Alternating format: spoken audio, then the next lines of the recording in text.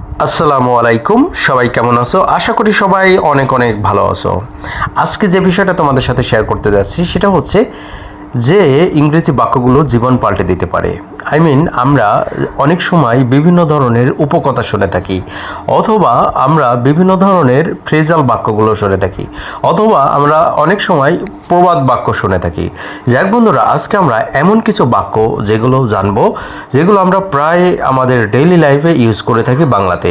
যেমন অনেক সময় বলে থাকি যে সত্য সবসময় জয়ী হয়, জ্ঞানী শক্তি। আবার অনেক সময় বলে থাকি যে সময় কারোর জন্য অপেক্ষা করে না, পরিশ্রম করলে সফলতা আসে না, পরিশ্রম করলে সফলতা আসে, সৎ মানুষকে সবাই সম্মান করে, এরকম ধরনের কথাগুলো বলে থাকি। বাট সেগুলো বলে থাকি বাংলাতে। আদৌ কি আমরা ইংরেজিটা জানি?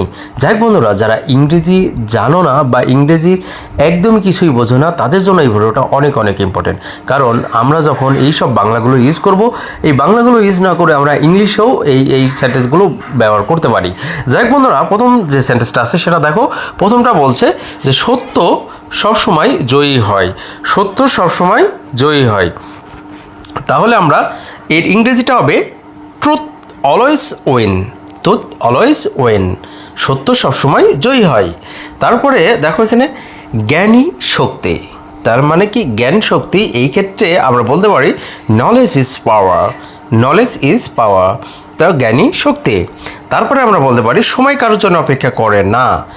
টাইম টাইম ওয়েটস ফর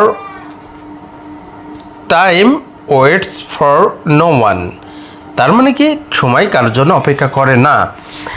আরেকটা বাক্য আছে এরকম ধরনের, যে সময় এবং স্রোত কারোর জন্য অপেক্ষা করে না, এরকম ধরনের বাক্য আমরা তৈরি করতে পারি।